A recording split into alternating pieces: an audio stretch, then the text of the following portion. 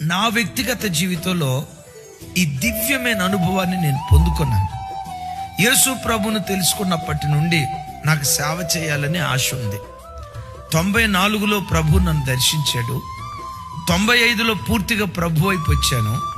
ప్రభు వైపు వచ్చినప్పటి నుండి నాకు సేవ చేయాలి. ఒకానొక సందర్భంలో సేవకు వెళ్ళాలంటే మా ఇంట్లో నుంచి, నాన్న దేవుడు నేను స్వరం ద్వారా పిలిస్తే నువ్వు సేవకెళ్ళు, లేదు పిలవలేదా నీ పని నువ్వు చేసుకో. సో ఏం చేయాలో అర్థం కాక ఒకరోజు ఏం చేశానంటే 2000 సంవత్సరం ఆగస్టు నెల మొదటి వారంలో 3 రోజులు ఉపవాసం ఉంది. దేవా, నాకైతే నీ సేవ చేయాలని ఉంది. నేను నీ సేవ చేయాలని మీరు ఆశపడితే ఈ స్వరం ద్వారా పిలవండి. ఉన్నపాటు నేను విధేయుడినంత. నన్ను పిలవలేదా, నేను ఉద్యోగం చేసుకుంటూ నీ మాటకు లోబడి ఓ మంచి విశ్వాసిగా బ్రతుకుతానయ్యని 3 రోజులు ప్రార్థన చేసుకున్నాను. మొదటి రోజు దేవుడు మాట్లాడతాడని ఎదురు చూసా, దేవుడు మాట్లాడలా. రెండో రోజు దేవుడు మాట్లాడతాడని ఎదురు చూసా, మాట్లాడలా.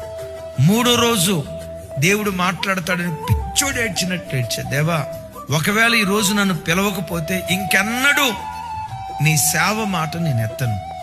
నా ఉద్యోగంలో నన్ను హెచ్చించు, నీ సేవకు ఉపయోగపడతా. మూడో రోజు పండుకున్నా, నాకు ఏ స్వరం రాలా, ఏ కళ రాలా, ఏ దర్శనం రాలా. తెల్లారింది. లేవటంతో వెంటనే మోకరించి ప్రభు తట్టు చేతులెత్తి, దేవా నన్ను పిలవలేదు, ఇంకెన్నడూ నీ సేవకు పిలవమని నేను అడగను.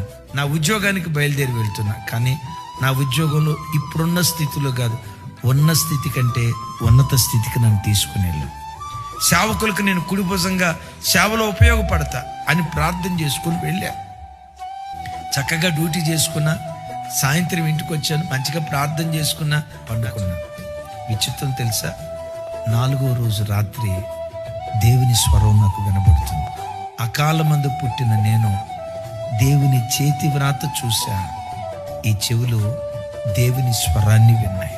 ఏమను తెలుసా, నీవు నా సేవకుడవని, నీలో నన్ను మహిమపరుచుకోబోతున్నాను, భూదిగంతముల వరకు నేను సాక్షిగా వాడుకుంటా.